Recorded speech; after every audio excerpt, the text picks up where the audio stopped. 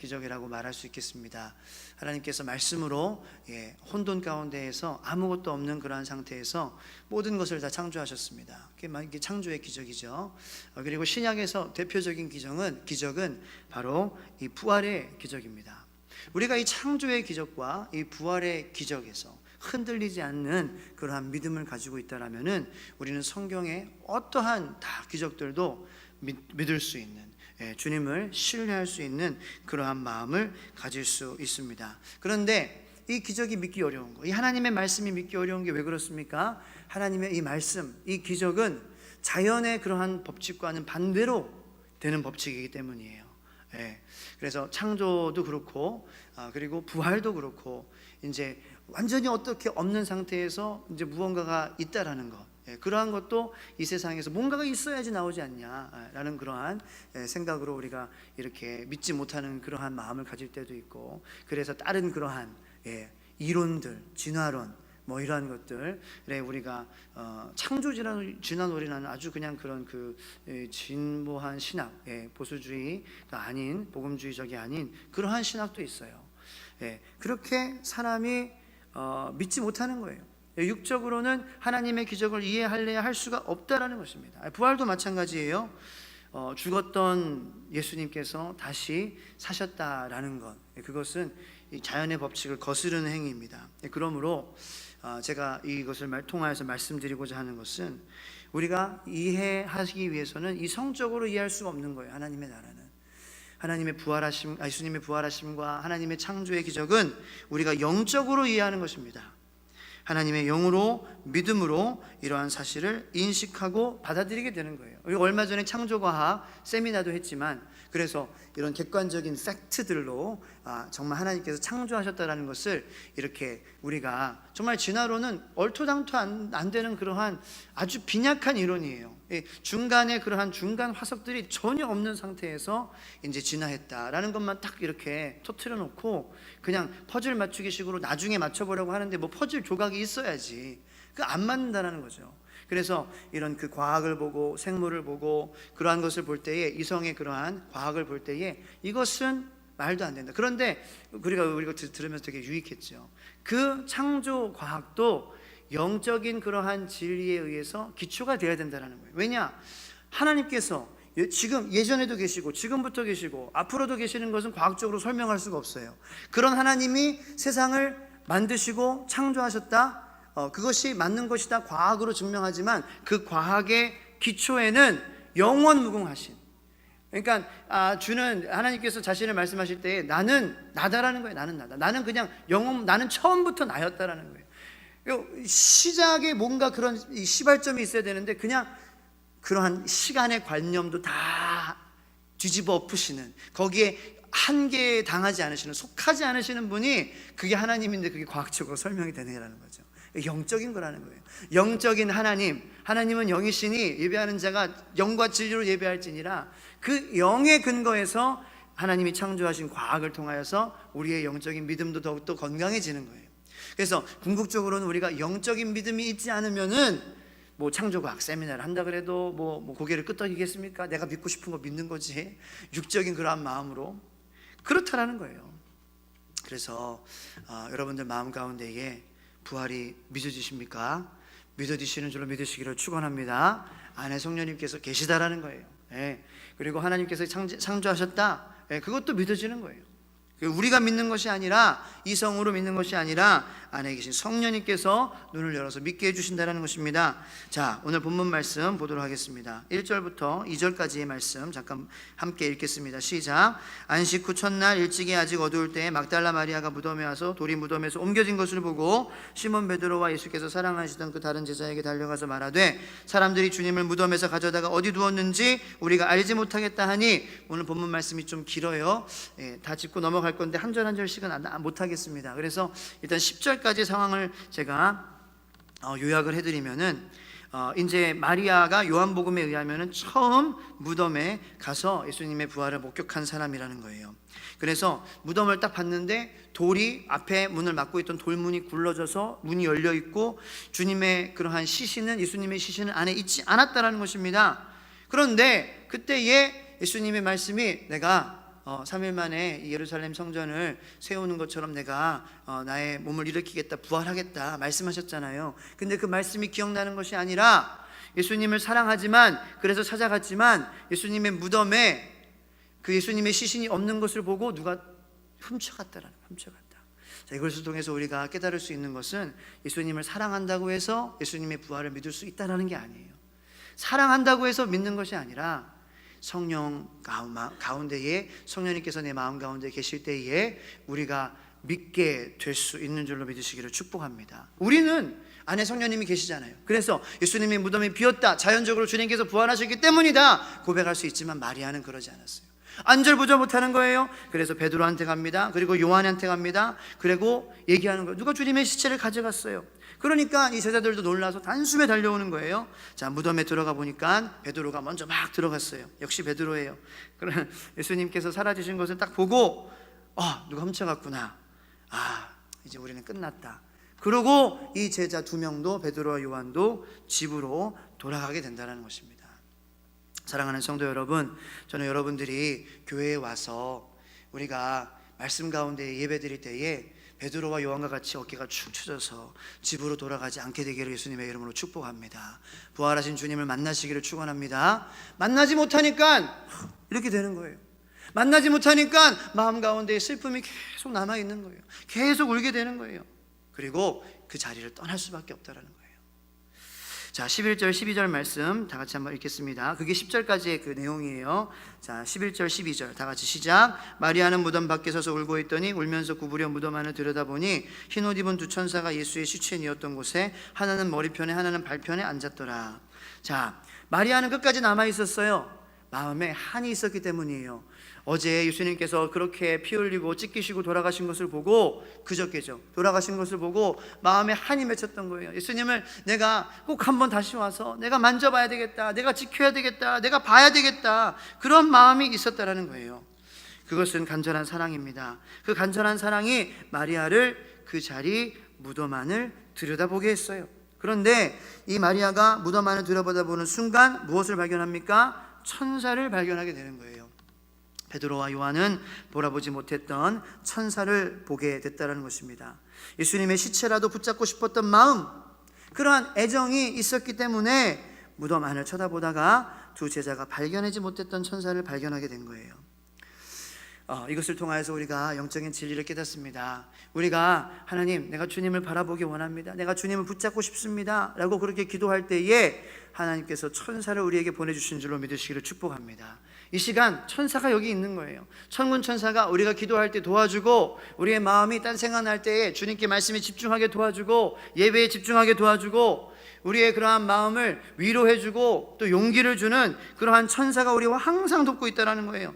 기도와 전도를 돕습니다. 불안한 나의 영혼을 위로해주고 임종 전에 나의 두려움을 위로해줍니다. 부활은 이 천사가 우리와 늘 동행하며 우리를 돕는 것을 의미하는 거예요. 저는 여러분들이 그러한 부활 신앙을 가지시고 항상 하나님께서 보내주시는 천사가 나를 지켜주고 있다, 내 기도를 도와주고 있고 내 마음을 위로해주고 있고 내가 섬기려고 할 때에 내 힘이 아닌 하나님의 힘으로 섬길 수 있도록 도와주고 있는 그 천사가 여러분들과 함께 있음을, 직장에서도 가정에서도 여러분들을 믿는 자녀들 가운데서도 천사가 지켜줘야 되는 거예요. 그러한 천사가 있는 줄로 믿으시기를 예수님의 이름으로 축복합니다. 그것이 부활 신앙이에요. 그것을 부활 신앙을 가지고 살아가는 사람들이 누리는 거예요. 내가 기도할 때에 뭔가 내가 힘을 얻는 그러한 경험을 해본 적이 있지 않습니까? 내가 기도할 바를 모르지만 주님께서 나의 기도의 제목을 바꿔주시는 거예요. 나의 기도를 더욱더 주님과의 깊은 기도로 들어가게 해주시는 거예요. 내가 전혀 상상하지 못했고 그림 그리지 못했던 그러한 방향으로 하나님을 예배하고 기도하고 찬양하는, 눈물이 나오게 되는 거예요. 왜 그렇습니까? 천사가 우리를 도와주고 있는 거예요. 지금 이곳에도 천사가 우리와 함께 있음을 믿으시기를 바랍니다. 13절 14절 말씀 읽겠습니다. 시작. 천사들이 이르되 여자여 어찌하여 우느냐, 이르되 사람들이 내 주님을 옮겨다가 어디 두었는지 내가 알지 못함이니이다. 이 말을 하고 뒤로 돌이켜 예수께서 서 계신 것을 보았으나 예수이신 줄은 알지 못하더라. 근데 아직까지 마리아는 예수님의 부활을 믿지 못했습니다.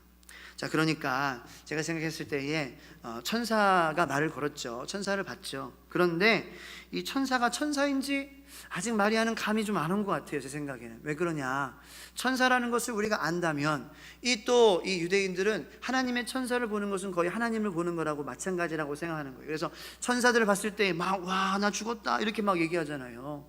그런데 이 마리아는 지금 되게 덤덤해요.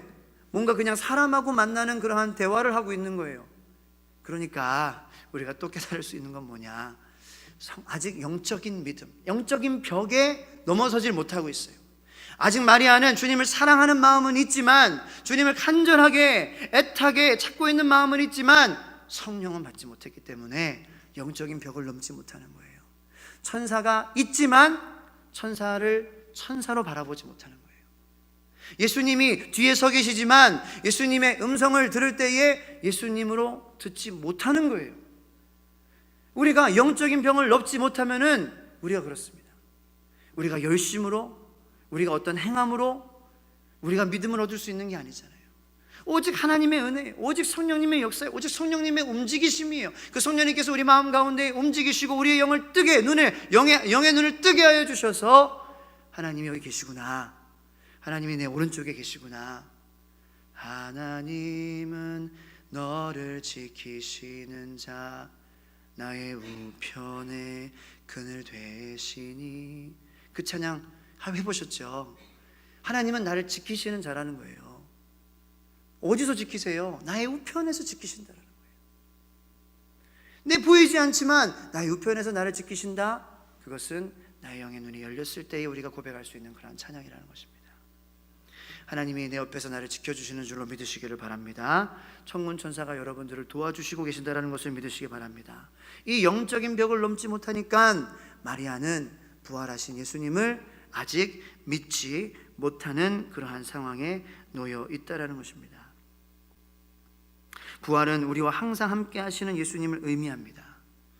여러분들의 삶 가운데에 예수님께서 항상 함께 하시다라는 것을 믿으십니까? 우리의 예배를 지금 여기서 예수님께서 계세요.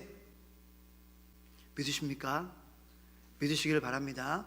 여러분들이 직장 가운데서 땀 흘리고 수고하고 일할 때에, 슬퍼할 때에, 마음이 좌절될 때에 예수님께서 천군 천사가 여러분들의 옆에 계시는 줄로 믿으시길 바랍니다. 그것이 부활 신앙이라는 거예요.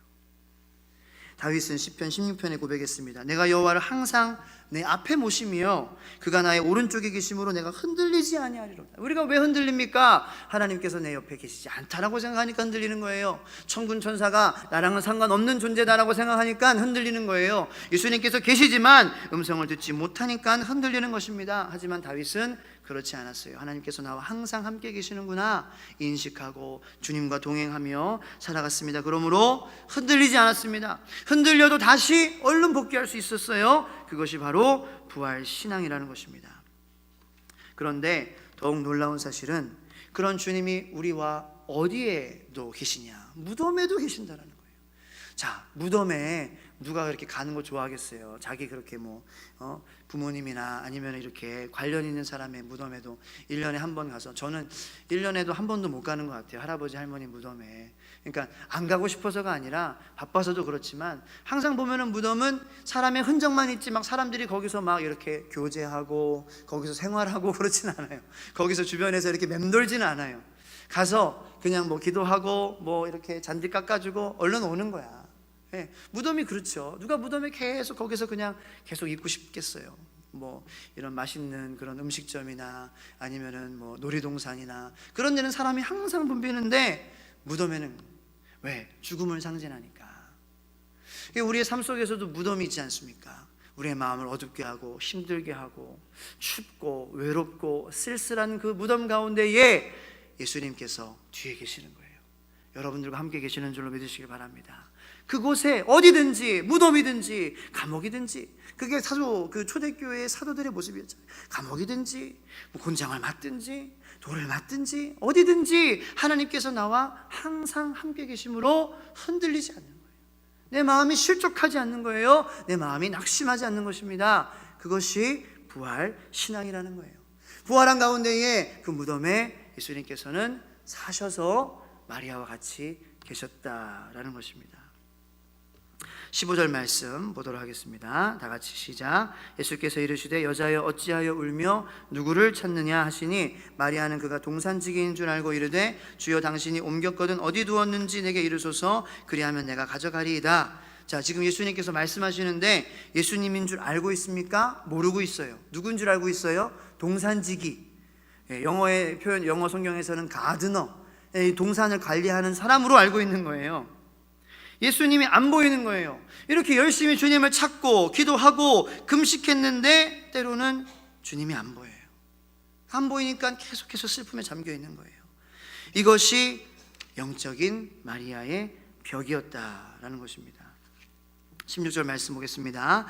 예수께서 마리아야 하시거늘 마리아가 돌이켜 히브리 말로 라보니 하니 이는 선생님이라는 말이라. 이때 마리아의 정신이 돌아오게 됩니다. 여기 보시고요. 그리고 선생이여 하고 예수를 부르게 되는 것이에요. 예수님의 음성을 듣고 부활의 실체를 경험하게 되는 것입니다. 자, 예수님의 음성을 들어야 됩니다. 예수님께서 우리의 이름을 부르시는 것을 들어야 돼요. 뭘 의미합니까? 인격적인 만남을 의미하는 거예요.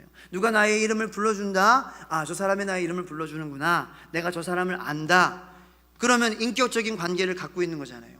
나를 아는 사람이 내 이름을 불러주지 그렇지 않은 경우는 없어요. 아, 저 사람이 나의 이름을 알고 내가 저 사람의 이름을 알고 내가 저 사람의 이름을 부르고 저 사람이 나의 이름을 부르는 그런 인격적인 관계가 형성이 돼야 아, 이게 예수님이구나. 아, 이게 실제구나. 이게 부활하신 예수님이구나. 우리가 볼 수 있다는 것입니다. 예수님의 음성을 듣는 것은 기도입니다. 예배예요. 찬양입니다. 우리가 기도할 때에 아들아 딸아 내가 너의 기도를 듣고 있어. 예배할 때에 내가 너의 예배를 받는다, 흠양한다. 찬양할 때에 존귀하신 예수님을 찬양할 때에 높일 때에 하나님께서 우리에게 사랑한다, 축복해 주시는 거예요. 부활하신 주님의 음성을 매일 기도와 찬양과 예배를 통해 들으시기 바랍니다. 하나님께서 여러분들의 이름을 부르시는 그 음성을 기도와 말씀과 찬양을 통하여서 들으시는 여러분들 되시기를 축복합니다. 17절로 18절 말씀 읽겠습니다. 예수께서 이르시되 나를 붙들지 말라. 내가 아직 아버지께로 올라가지 아니하였노라. 너는 내 형제들에게 가서 이르되 내가 내 아버지 곧 너희 아버지 내 하나님 곧 너희 하나님께로 올라간다 하라 하시니 막달라 마리아가 가서 제자들에게 내가 주를 보았다 하고 또 주께서 자기에게 이렇게 말씀하셨다 이르느니라. 자, 여기 보시기 바랍니다. 예수님께서 붙잡지 말라고 하셨어요. 왜 그러셨습니까? 바지가 내려가서 그러셨을까요? 야, 나 바지 내려가니까 마리아야 붙잡지 마라. 그렇게 말씀하셨을까요? 아니에요. 요한복음 16장 7절에 이렇게 기록이 되어 있습니다. 내가 너희에게 실상을 말하노니 내가 떠나가는 것이 너희에게 유익이라. 내가 떠나가지 아니하면 보혜사가 너희에게로 오시지 아니할 것이요 가면 내가 그를 너희에게로 보내리니. 자, 예수님께서는 막달라 마리아에게 붙잡고 있어요. 예수님께 간절한 마음으로 예수님 또 어디 가세요? 가지 마세요. 예수님 날 두고 어딜 가시려고 그래요? 그렇게 붙잡는 거, 한이 맺혀가지고 예수님 그렇게 죽는 걸 보고. 근데 예수님께서는 아이고 우리 장한딸 칭찬하시는 게 아니라 날 붙잡지 말라.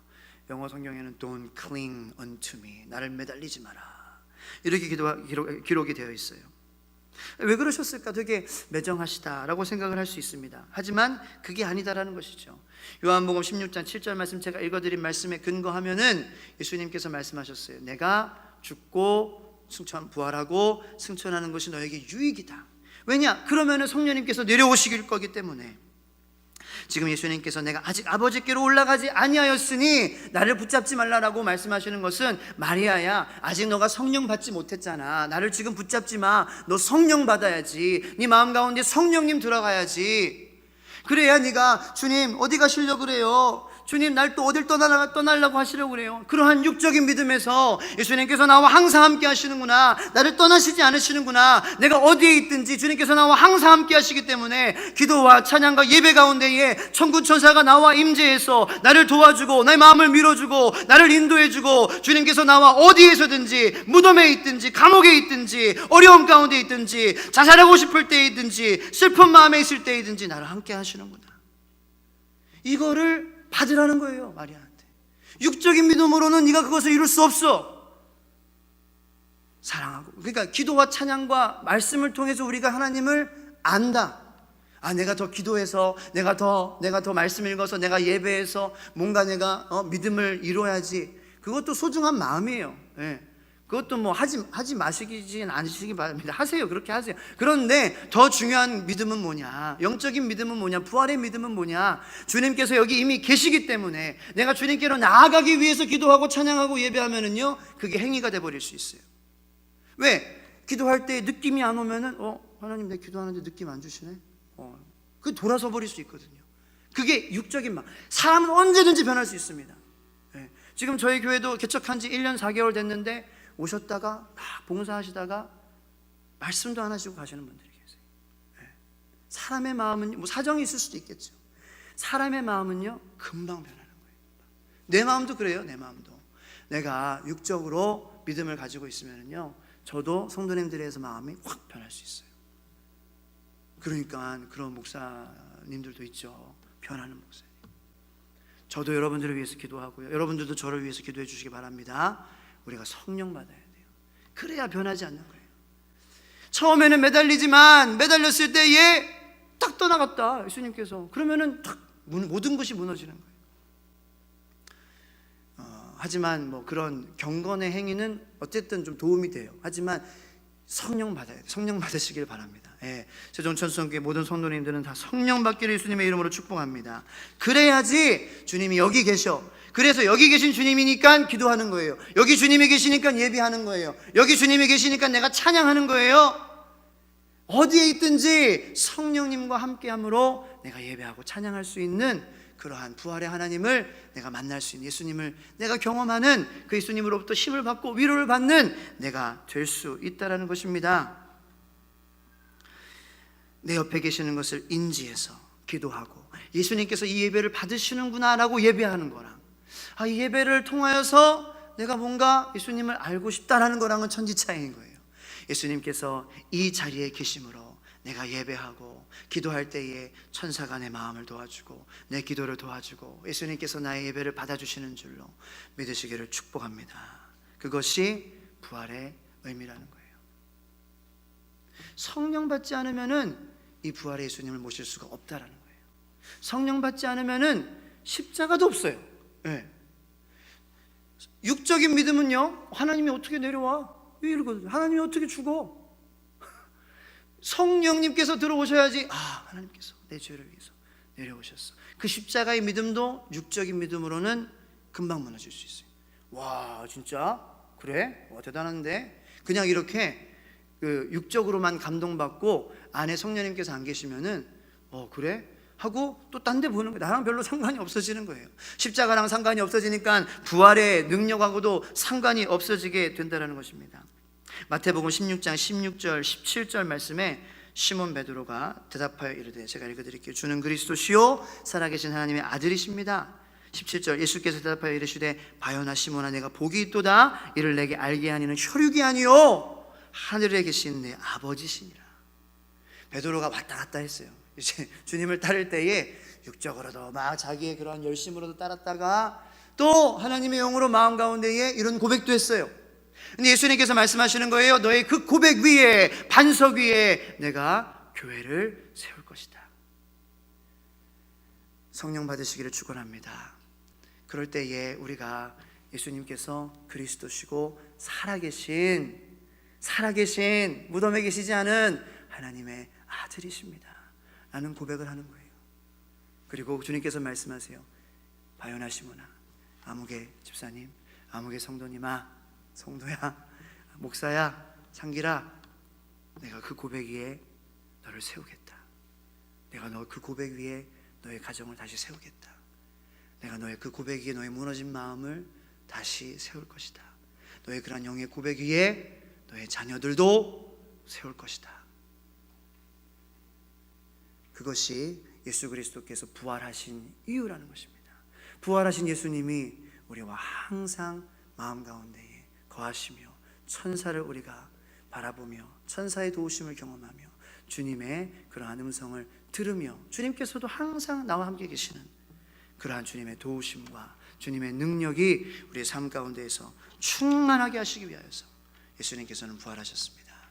그러므로 여기 모든 성도님들, 어디든지 주님께서 여러분들의 우편에서 주님이 여러분들을 지켜주심을 믿으시기를 축복합니다. 부활의 주님, 어디서나 나와 함께 동행하시는 주님을 맨날 만나시기를 바랍니다. 살아계신 주님께서 살아나셨습니다. 우리와 항상 영원히 부활의 주로 함께 하시기 위해서 천사로 도와주시고 본인이 도와주시고 우편에서 지켜주시기 위해서 부활하셨습니다. 그 부활하신 주님을 찬양하겠습니다. 우리 다 같이 일어나서 무덤에 머물러 살아계신 주 함께 기쁜 마음으로 감사하며 결단하며 찬양하도록 하겠습니다.